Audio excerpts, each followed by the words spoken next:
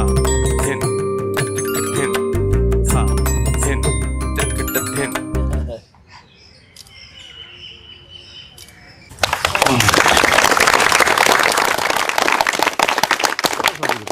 Sir அது மாதிரி சிலம்பத்தில் interest எடுத்துக்காருன்னா இவரும் வந்து சிறு வயதில் கொஞ்சம் அந்த சிலம்பத்தில் இருக்கிற வெறுங்கை போர் முறை அதில் வகைகள் நிறையா இருக்குது. அது களரியாக இருக்கட்டும், தெற்கன் சோடாக இருக்கட்டும், மல்லு குஸ்தியாக இருக்கட்டும், குத்து வரிசையாக இருக்கட்டும், சென்னை மாவட்டங்களில் வந்து இன்றைக்கி வந்து கை விளையாட்டுன்னு பண்ணக்கூடிய அத்தனையுமே சிலம்பத்தோட உள்ளடக்கம் தான். எல்லா கலைகளுக்கும் இந்தியாவில் தாய்க்கலையாக சிலம்பம் இருக்குது அப்படின்றது தான் உண்மையான உண்மை. இதை யாரும் மறுக்க முடியாது. ஆதாரங்களோடு இருக்குது. அருணாச்சலம் ஆசான்றவர் 10 புத்தகங்கள் சிலம்பத்துக்காக எழுதியிருக்கார். சார் வந்து ஒரு தியேட்டர் ட்ராமா அப்படின்னு சொல்லிவிட்டு அதை ஏதோ ஒரு சுலபமாக நடத்திடலாம் அப்படின்னு நினைக்க முடியாது. காரணம்னா அதுக்கு எவ்வளோ எஃபர்ட் பண்ண எங்களுக்கு தெரியும். சினிமாவில் கூட வந்து ஒரு டேக் மிஸ் ஆகுதுன்னா 1 more அப்படின்னு பண்ணிக்கலாம். ஆனால் ஸ்டேஜில் நீங்கள் ட்ராமா பண்ணும்போது இது வந்து முன்னாடி கூட ட்ராமாவில் இருந்தது. இப்போ சொன்னார் பார்த்தீங்களா, இப்போ நான் இந்த அளவுக்கு நீங்கள் நிற்கிறேன் அப்படின்னா என்னுடைய ஆசான் மாடக்குளம் ரவியாசான் தான் காரணம். அதற்கு அவருடைய அப்பார் மாடக்குளம் அழகர்சாமி ஐயா காரணம். இப்படி மூத்த ஆசான்கள் வழி வழியாக எங்களுக்கு கற்றுக் கொடுத்ததை நாங்கள் காப்பாற்றி மக்கள்கிட்ட கொண்டு போய் சேர்க்கறதுக்கான எங்களுக்கு எல்லாம் உள்ள இறைவனோட அந்த ஆசீர்வாதமும் நாங்கள் வணங்குகிற சித்தர்கள் மகானுடைய ஆசீர்வாதமும் எங்களுக்கு துணையாக நிற்குதுன்றது உண்மை. நாங்கள் அதை மதிக்கிறோம். அதே சமயம் பார்த்திங்கன்னா இந்த தியேட்டர் ட்ராமான்னு இன்றைக்கி இவர் சொல்கிறத வச்சு நான் சொல்லக்கூடிய ஒரு கருத்து என்னென்னா, சினிமா வராததுக்கு முன்னால் நம்ம வந்து தெருக்கூத்து பார்த்துருக்குறோம். அதுக்கப்புறம் மேடை நாடகங்கள் தான். இந்த மேடை நாடகங்கள் வந்து மேடை நாடகங்களுக்காகவே புரட்சித் தலைவர் வந்து சிலம்பம் கற்றுக்கிட்டாருன்ற வரலாறு. மேடை நாடகங்கள் அப்போவே சிலம்பமும் நம்முடைய தமிழ் படங்களில் பார்த்திங்கன்னா நிறைய அந்த சிலம்பம் தான் சண்டை காட்சிகளில் பயன்படுத்தப்பட்டது. அதில் கைப்போர் முறையாக இருக்கலாம், வெறுங்கைப்போர் முறைன்னு சொல்லக்கூடிய அது குஸ்தியெல்லாம் எல்லாமே கலந்தது தான். இதில் உருவாகி அப்புறம் திரைப்படங்கள் வந்தோன்னா அந்த திரைப்படங்களுக்கு அப்படியே வந்து புரட்சித் தலைவர் எம்ஜிஆர் வந்து பார்த்திங்கன்னா நீங்கள் நிறைய சிலம்ப சண்டை காட்சிகளை வடிவமைத்து கிட்டத்தட்ட இரும்பு ஆயுதங்கள் கிட்டத்தட்ட 32 விதமான ஆயுதங்களை வந்து இப்போ ஆதிச்சநல்லூர் அகழ்வாராய்ச்சியில் எடுத்து கொடுத்துருக்காங்க. இந்த ஆயுதங்கள் அத்தனையுமே சிலம்ப கலைக்கு உரிதான ஆயுதங்கள் அப்படின்னு சொல்லப்படுது. அதனால் இந்த ஆயுதங்களையே வந்து மேடை நாடகங்களே பயன்படுத்தியிருக்காங்க. அப்போது ஐயா இன்றைக்கி இது எடுத்து ஜெயராஜ் சார் வந்து பண்ணுறதுல என்ன ஒரு முக்கியத்துவம், அது சிறப்பு பெருமை அப்படின்னு சொன்னால், இதை வந்து இன்றைய தலைமுறைகள் வந்து இதை மதிக்கிற அளவுக்கு அதை கொண்டு போய் நாடகங்களுக்குள்ளே சேர்க்குறாரு. உண்மை சம்பவம் வந்து எல்லா கிராமங்கள் தோறும், தமிழ்நாடு மட்டுமல்ல தென்னிந்தியாவில் பார்த்திங்கன்னா நிறைய கிராமங்கள் தோறும் இந்த மாதிரி தற்காப்பு கலை சார்ந்த உண்மை சம்பவங்கள் நிறைய நடந்திருக்கு. இந்தியா முழுக்க நடந்திருக்கு. ஒரு குறிப்பு எடுக்கணும் அப்படின்னா வீரமங்கை வேலு நாச்சியார் வந்து சிலம்பக்கலையில் வல்லவர், வளரி வீசுற வல்லவர், போர்க்கலையில் வல்லவங்க, ஆங்கிலேயத்து போரிட்டு சிவகங்கை சீமை மீட்டெடுத்தாங்கன்ற வரலாறு. வீரமங்கை வேலுவர் நாச்சியாருடைய வரலாறு வந்து மக்களுக்கு தெரிஞ்ச வரலாறு. அந்த வரலாறுக்கு பின்னால் நிறைய கதைகள் உண்டு. அதன் பிறகு ஆங்கிலேயர்கள் சிலம்ப கலையை வந்து வீரபாண்டிய கட்டபொம்மன் எதிர்த்து போரிட்ட அந்த முறையை பார்த்து இந்த சிலம்பக்கலை மிகவும் ஒரு எதிரிகளை தாக்கக்கூடிய ஆபத்தான கலையாக இருக்குது அப்படின்னு சொல்லி தடை பண்ண ஒரு காலம் இருக்குல்ல. அதனால் பெண்கள் குறிப்பாக இதை வந்து வீட்டுக்குள்ளேயே கற்றுக்கிட்டாங்க, கொஞ்சம் கற்றுக்கிறதையும் குறைச்சிக்கிட்டாங்க. ஆனால் ஆண்கள் வந்து வெளியில் போயிட்டு அதை வந்து ஒரு ஆற்றங்கரை ஓரம் தோப்புக்குள்ளே இரவு நேரங்களில் பயிற்சி பண்ணி அதை மீட்டெடுத்து கொண்டு வந்தாங்க. இது வரலாறு. இது நிறைய ஆதாரங்களோடு இருக்குது. ஆனால் இந்த பெண்கள் வந்து இந்த கலையை வந்து கற்றுக்கிட்டாங்கன்றது வீரமங்கை வேலு நாச்சியார் ஒரு பெரிய உதாரணம் அப்படி சொன்னால் அடுத்து வந்து பெண்கள் இந்த கற்றுக்கிட்டாங்கன்றது வெளிப்படுத்துறதுக்கான அவங்களுக்கு ஒரு மேடை கிடைக்கல, வாய்ப்பு கிடைக்கல.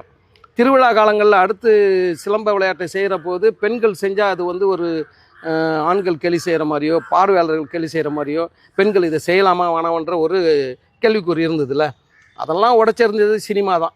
சினிமாவில் பெண்கள் செய்ய ஆரம்பித்து, அந்த காலத்தில் இருந்த பெண்கள் செய்ய ஆரம்பித்து புரட்சித் தலைவர் ஜெயலலிதா அம்மையார் வந்து அவங்க திரைப்படங்களை செஞ்சாங்க. அதுக்கப்புறம் நிறைய பெண்கள் செஞ்சாங்க. இப்போ நாங்கள் கற்றுக் கொடுத்த சில நடிகைகள் நிஷாந்தி குறிப்பாக பண்ணிங்கன்னா சர்க்கரை பந்தலில் ஒரு சிலம்ப ஃபைட்டு பண்ணியிருப்பாங்க. நான் அதுக்கு பயிற்சி கொடுத்தேன். கங்கமரன் சார் இயக்கத்தில் என்னுடைய மாஸ்டர் மாடக்குளம் ரவிஹாசனுடைய ஸ்டண்ட் கொரியோகிராஃபில். அப்போ வழி வழியாக வந்து பெண்கள் வந்து தற்காப்புகளை செய்வாங்க, செஞ்சுக்கிட்டு இருப்பாங்க. அவங்களுக்குள்ள வீரம் வந்து அதிகமாக இருந்திருக்கு, போரிடக்கூடிய தன்மைகள் இருக்குன்னா தற்காப்பு கலை வச்சு தான். இப்போ ஜெயராஜ் சார் சொல்கிற கருத்தும் அதுதான்.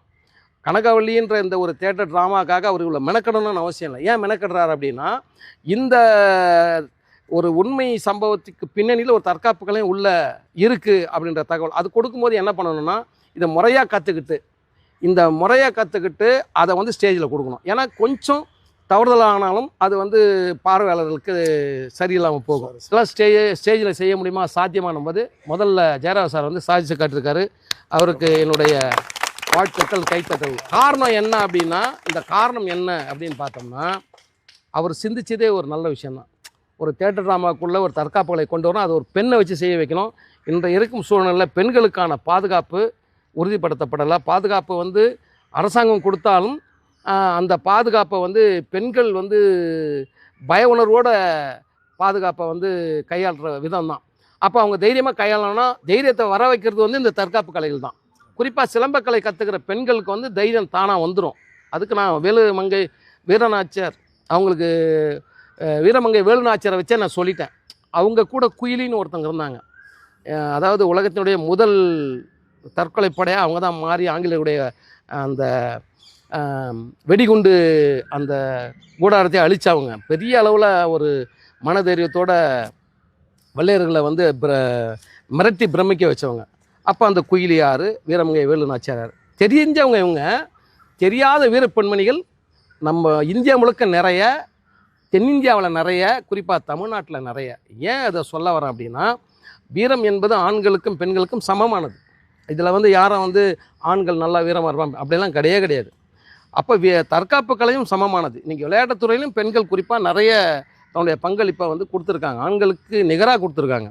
இங்கே வந்து இதில் வந்து பாரபட்சமே கிடையாது. அப்போது இந்த தியேட்டர் ட்ராமா அப்படின்னும்போது இதில் ஏன் ஒரு பெண்ணை வச்சு பண்ண வைக்கணும் அப்படின்றது நினைக்கிறேன். உங்களுக்கு தெரியும், ஹீரோக்கள் தான் படத்தில் நிறைய சண்டை காட்சிகள் நடிப்பாங்க போவாங்க. அதெல்லாம் உடச்செறிஞ்சு எத்தனோ பெண்கள் வந்து சாதித்த வரலாறுகள் இருக்குது. பழைய படங்கள்லாம் நிறைய ஆக்ஷன் படங்களில் நடிச்சிருக்காங்க. அதுக்கு பிறகு விஜயசாந்தி அவங்க நிறைய ஆக்ஷன் படங்கள் நடித்தாங்க. அஸ்வினி அப்பா நடித்தாங்க. நிறைய பெண்கள் நடித்தாங்க. சமீபத்தில் இப்போது சாய் தன்சிகாவும் படங்கள் பண்ணிக்கிட்டு இருக்காங்க இந்த தற்காப்பு கலை கற்றுக்கிட்டதுனால. இப்போ இந்த அம்மா வந்து பண்ணுறாங்க அப்படின்னும்போது வரவேற்கத்தக்க விஷயம். நான் வந்து ஐடி ஃபீல்டில் நல்லா கற்றுக்கிட்டேன், சம்பளம் வருது அப்படின்னு இல்லை. நான் ஒரு தியேட்டர் ட்ராமாவுக்கு போகிறப்ப சரி நான் டான்ஸ் மட்டும் ஆடணும், இல்லை நடிப்பு துறையில் ஜெயராஜ் சார் கற்றுக் கொடுத்துட்டாரு அது போதும் அப்படின்னு இல்லை. தற்காப்பு கலையும் கற்றுக்கணும். தற்காப்பு கலையில் என்னென்ன பயன்பாடுகள் இருக்குது அப்படின்றத வந்து பொதுவாக எல்லாருமே உணரணும். தற்காப்பு கலை என்பது வந்து உங்கள் உடலை மட்டும் வலுப்படுத்துறது இல்லை, தற்காப்புக்காக மட்டும் இல்லை, உங்கள் மன வலிமையை கொடுக்கறது தான் தற்காப்பு கலை. இந்த மன வலிமை என்பது எல்லா தருணங்களையும் நம்மளுக்கு உதவுறது. நமக்கு ஒரு நோய் வருதுன்னா கூட நம்ம தோண்டு போகக்கூடாது. தோண்டு போனால் அந்த நோயினுடைய வீரியம் அதிகமாகும் மனதளவில். அப்போ மன வலிமையாக இருக்கணும். அப்போ நோய் எதிர்த்து போராடுகிற நோய் எதிர்ப்பு சக்தியை கொடுக்கறது கூட இது ஒரு தற்காப்பு கலை தான். அந்த தற்காப்புகளுடைய தன்மைகளை நாம் தெரிஞ்சுக்கொள்ளணும் அப்படின்ற ஒரு விஷயமும் இந்த தியேட்டர் ட்ராமாக்குள்ளே அவர் வச்சுருக்கார். கனகவல்லின்ற ஒரு தியேட்டர் ட்ராமான்னு நம்ம சாதாரணமாக சொல்லிட முடியாது. அது அவர் எடுத்துக்கொண்ட அத்தனை பயிற்சிகளும் முயற்சிகளும் நிச்சயமாக வெற்றி பெறும். நான் சிலம்பத்தை பற்றி சொல்லிக்கிட்டே போனால் நான் பல நாட்கள் பேசிக்கிட்டே இருப்பேன். இருந்தாலும் சிலம்பம் வந்து ஒரு மிகப்பெரிய பொக்கிஷம். அதை வந்து 3000 ஆண்டுகளுக்கு முன்னே சொன்னாங்க. இப்போ நடுவில் ஒரு ஆராய்ச்சியினுடைய விளைவு வந்து இரும்பு ஆயுதங்களை கண்டெடுக்கும் போது 4500 வருஷன்றாங்க. அப்போ 4500 வருஷத்துக்கு முன்னாலேயே சிலம்பக்கலை உருவாக இருக்கிறதுக்கு ஆதாரங்களோடு இருக்குது. அப்போது இப்படிப்பட்ட ஒரு தற்காப்பு கலை இவ்வளோ நாள் உயிர்ப்புடன் இருக்குது அப்படின்னா இந்த தற்காப்புகளுடைய வலிமையை நம்ம பார்க்கணும். அப்போது இந்த கலை ஒரு இவ்வளோ பயணத்துக்கு பின்னாலும் நீங்கள் சொன்ன முகலாயர்கள் படையெடுப்பு, ஆங்கிலேயர்களுடைய படையெடுப்பு, 1300 வருஷம் நம்ம அடிமைப்பட்டு கிடந்தும் கிட்டத்தட்ட இந்த கலை பார்த்திங்கன்னா இன்று வரைக்கும் வந்து சிலம்பக்கலை வந்து மக்களிடம் பிரபலமாக இருக்குது. ஆனால் குறிப்பாக இப்போது சிலம்பம் விளையாட்டாக மாறி இருக்குது. இந்த விளையாட்டு மக்களிடையே மிகப்பெரிய வரவேற்பு பெற்றிருக்கிறது. அதாவது நீங்கள் நிறைய சென்னை மாவட்டம் மட்டும் எடுத்துக்கிட்டால் கூட கிரிக்கெட் பேட்டை எடுத்துகிட்டு போனேன். அத்தனை மைதானங்களிலும் இன்றைக்கி வந்து கொம்பை ஒரு பேக்கில் போட்டு எடுத்துகிட்டு போகிற மாணவிகளை பார்க்க முடியுது. இதுதான் சிலம்பத்தினுடைய மிகப்பெரிய எழுச்சியாக நாங்கள் நினைக்கிறோம். இதுக்காக தான் நான் கிட்டத்தட்ட 30 வருஷம் பாடுபட்டுருக்கிறேன். இது எனக்கான விஷயம் கிடையாது, சிலம்பத்துக்கான விஷயம்.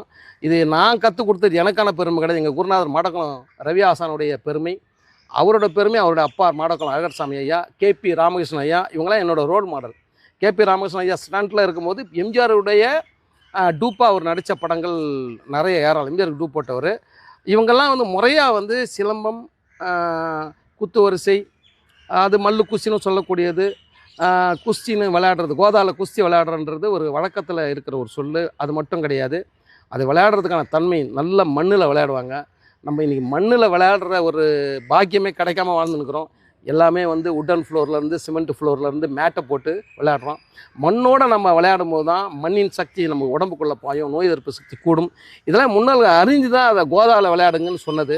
அதுவும் கிட்டத்தட்ட பார்த்தீங்கன்னா ஒரு 12 அடி பள்ளத்தை வெட்டி அதுக்கு மேலே ஓலக்கூரிய மேலே கீத்தை போட்டு அந்த மண்ணுடைய வெப்பத்துக்கு உள்ளே செஞ்சதெல்லாம் வரலாறு இருக்குது. இதெல்லாம் வந்து இன்றைக்கி சிலம்பம் கலை எல்லாத்தையும் எடுத்து கொடுக்குது. அப்போ சிலம்பக்கலையினுடைய அந்த மகத்துவம் சிறப்பு இன்றைக்கும் இருக்குது. அருணாசலம் ஆசான்ற ஒரு மிகச்சிறந்த ஆசான் ஒரு 10 புத்தகங்கள் இப்போ எழுதியிருக்காரு.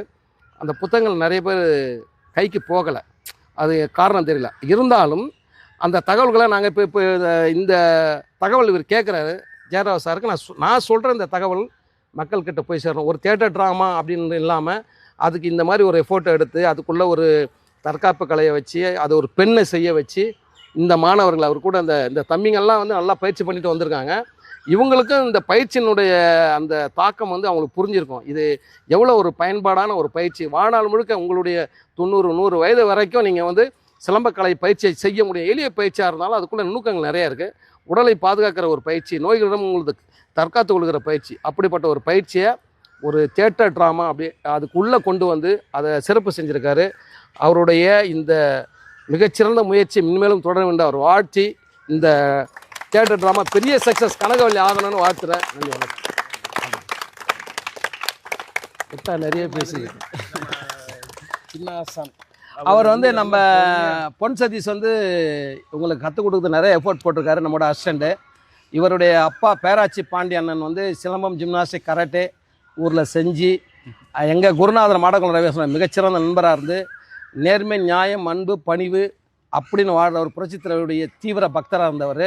சமீபத்தில் காலமானார். ஆனால் மனுஷன் வாழ்ந்தால் இப்படி வாழணும்னு ஒரு உதாரணம் வந்து பேராச்சி பாண்டியன். அவருடைய பிள்ளை அவருடைய 3 பிள்ளைகளை என்கிட்ட கொண்டாந்து விட்டார் கற்றுக்கிறதுக்கு. கிட்டத்தட்ட ஒரு 30 வருஷமாக என் கூடயே இருக்காங்க. கற்றுக் கொடுக்குறதுல அவங்க கற்றுக்கிட்டு இன்றைக்கி பல பேருக்கு நான் கற்றுக் கொடுக்கும்போது எனக்கு சப்போர்ட்டாக சத்யஜோதி தம்பி இருக்காப்புல. அவரோட சத்யஜோதி அவர் உதவியாளர் சத்யஜோதி, கௌசிகீஸ்வரன் தம்பி இருக்கார், கௌசிகீஸ்வரன் தம்பி, சஞ்சய் முரளி, நிறைய சப்போர்ட்டர்ஸ் நம்மளுக்கு. ஏன்னா ஒரு கை தட்டினா ஓசை வராது, பல கை தட்டினா தான் சத்தம் பெருசாக வரன்ற மாதிரி உதவியாளர்கள் வந்து அவங்களுடைய பங்களிப்பு எப்பவுமே இருக்குது. இப்போ சாருடைய அந்த ஸ்டூடெண்ட் வரும்போது அவங்களுக்கு எல்லாருக்குமே ஒரு பெண்மணியை எப்படி பார்த்துக்கணும், அவங்களுக்கு எப்படி சொல்லிக் கொடுக்கணும், அவங்களுக்கு உண்டான பாதுகாப்பு, மரியாதையும் ரொம்ப முக்கியம். இல்லை, பெண்களுக்கு மரியாதை கற்றுக் கொடுக்கணும். நாம் வந்து கண்டிப்போடு சொல்லிக் கொடுக்குற ஒரு விதம் இருக்குது. அதட்டி கண்டிப்போடு சொல்லிக் கொடுப்போம். ஆனால் நம்ம கண்டிப்போடு சொல்லிக் கொடுக்கும்போது ஒரு தவறான வார்த்தைகளோட பயன்படுத்தக்கூடாது. அதெல்லாம் இங்கே சொல்லிக் கொடுத்தாச்சு. அதை போல தான் என்னுடைய உதவியாளர்களுக்கும் அந்த அறிவுரைகளை சொல்லி அவங்களும் அதை கடைப்பிடிச்சி சொல்லிக் கொடுக்குறாங்க. பொன் சதீஷ் அந்த வகையில் வந்து இதை கொஞ்சம் நம்ம மாணவர்களுக்கு அல்லாமல் வெளியிலேருந்து யார் வந்தாலும் அதை கடைப்பிடிச்சி சொல்லிக் கொடுக்குற ஒரு அன்பு நல்ல தம்பியாக இருக்கார். அப்பா பேராச்சி பாண்டியண்ணனுடைய ஒரு நல்ல பேரை தொடர்ந்து காப்பாற்றுற பிள்ளைகளாக இவருடைய அண்ணன் ராஜா இவ்வளோ வழக்கறிஞரும் இங்கே மாணவராக இன்னும் இருக்கிறார், இன்னும் செயல்பட்டு கொண்டு இருக்கிறார். இவராக இருக்கிறாரு. இன்னும் மாணவர்கள் விக்னேஸ்வரன், கவி சிவாகரன். ஏன்னா நம்ம இதில் வந்து இன்றைக்கி ஒரு நல்ல மாணவர்களை உதவியாளர்களாக தயார் பண்ணி நான் வச்சுருக்கிறதே எனக்கு ஒரு பெருமை தான் ஆச்சுங்களா. சார் வந்ததுக்கப்புறம் அதை உணர்ந்துருப்பார்னு நினைக்கிறேன் ஜெயராவ் சார். ஏன்னா அவருக்கு புரியுது ஒரு குருகுலம்னா எப்படி இருக்கும். அந்த மாதிரி நம்ம இந்த கிளாஸை 40வது வருஷம் இந்த பயிற்சியை நம்ம கொடுக்குறோம். சிலம்பம், ஜிம்னாஸ்டிக், திரைப்பட சண்டைக்கலை, நான் 3மே தமிழ் அழகாக சொல்லியிருக்கிறேன்.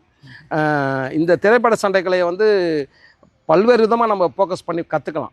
ஆச்சா, இப்போ ஒரு இன்டோர் ஆடிட்டோரியத்தில் கற்றுக் கொடுக்கலாம். அதை ஒரு அலங்காரமாக ஒரு இன்டோர் ஆடிட்டோரியம் ரெடி பண்ணி அதை ரோப்போட அந்த இதெல்லாம் வச்சு ஃபாரின் மாதிரி பயிற்சி கொடுக்கலாம். ஆனால் அப்படி கொடுக்கும்போது பணக்காரர்களுக்கு மட்டும்தான் அது பயிற்சிக்கு வருமா கண்டி, இது போன்ற ஏழை மாணவர்களுக்கு அது போய் சேராது. அதனால தான் நான் வந்து இன்ன வரைக்கும் அது ஒரு பொது வெளியில் கற்றுக் கொடுத்து ஏழை மாணவர்களுக்கான முக்கியத்துவம் கொடுத்து தென்னிந்திய திரைப்பட டிவி ஸ்டண்ட் சன்னடிகள் யூனியனில் ஒரு 360 மாணவர்கள் வந்து இன்றைக்கி சண்டை கலைஞர்களாக இருக்காங்கன்னா இந்த குருகுலத்தில் கற்றுட்டு போனோம். அது பேரும் புகழும் இன்றைக்கி இறைவனை சாரும் என்னுடைய குருநாதர் மாடக்குளம் ரவியண்ணன் சாரும் எனக்கு இந்த மாதிரி உற்ற துணையாக இருக்கிற நண்பர்களும் என்னுடைய உதவி பயிற்சியாளர்களும் காரணம். எல்லாருக்கும் நான் வந்து நன்றின்ற ஒரு வார்த்தையில் முடிக்க மாட்டேன். எப்பொழுதுமே அவங்களுக்கு வாழ்த்துக்கள், பாராட்டுக்கள். சார் அவர்களுக்கு வாழ்த்துக்கள், பாராட்டுக்கள். ஏன் வாழ்த்துக்கள், பாராட்டுக்கள்னால் இது போல தொடர்ச்சியாக நீங்கள் பண்ணணும். கனகவல்லி மாதிரி ஒரு தியேட்டர் ட்ராமாவில் நீங்கள் தற்காப்பு கலை புகுத்துன மாதிரி நிறைய தற்காப்பு கலை விஷயங்களை வந்து முன்னெடுத்து செய்யணும். நன்றி, ரொம்ப நன்றி.